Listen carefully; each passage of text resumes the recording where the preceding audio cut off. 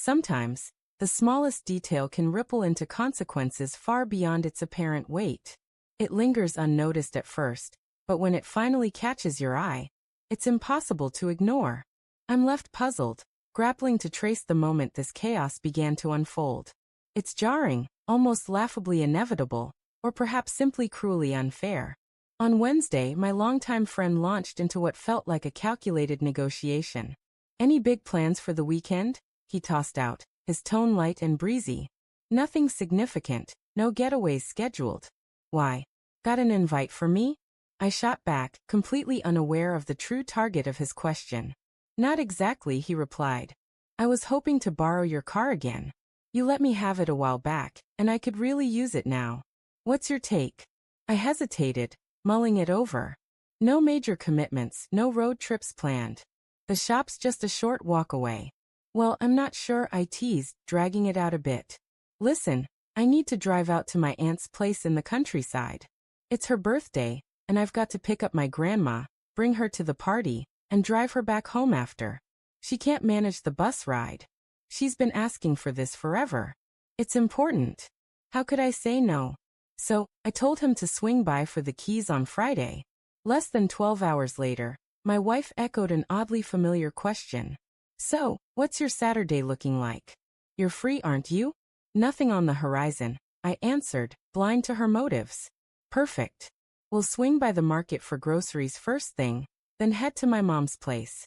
Not much going on in the village this time of year, just shoveling some snow off the walkways. That's all.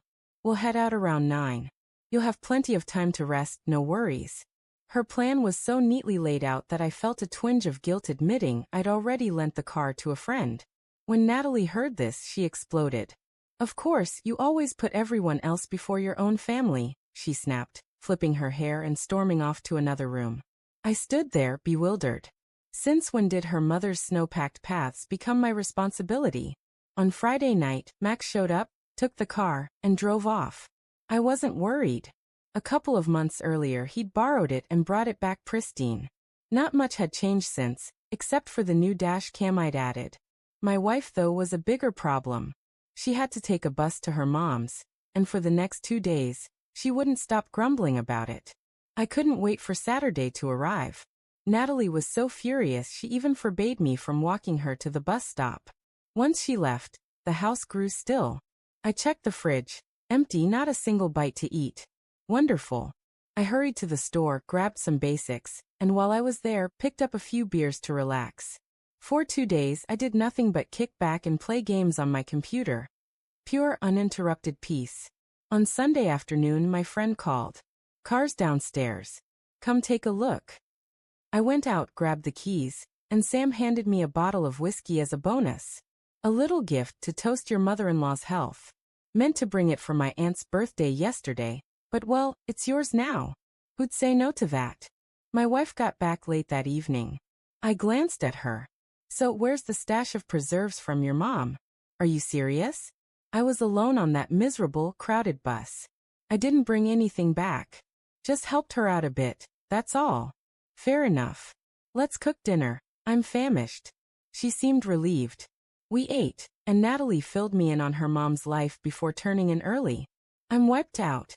Public transport is exhausting," she mumbled around 7:30, collapsing into bed. I lingered for a bit, then remembered I'd left my phone on the car's passenger seat. So I went downstairs to grab it. That's when it hit me. Why not check the dash cam? Where had Sam taken the car? The recorder kicks on automatically when the engine starts.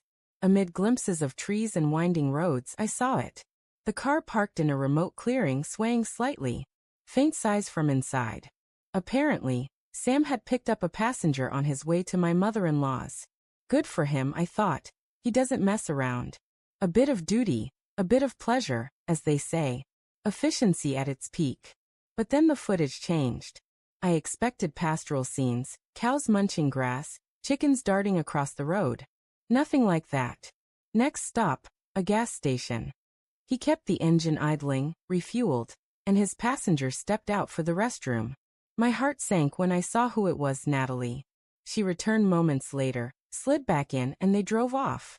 The car pulled into a roadside motel, A small diner, a few rooms, a gas pump, the kind of place truckers crash for the night.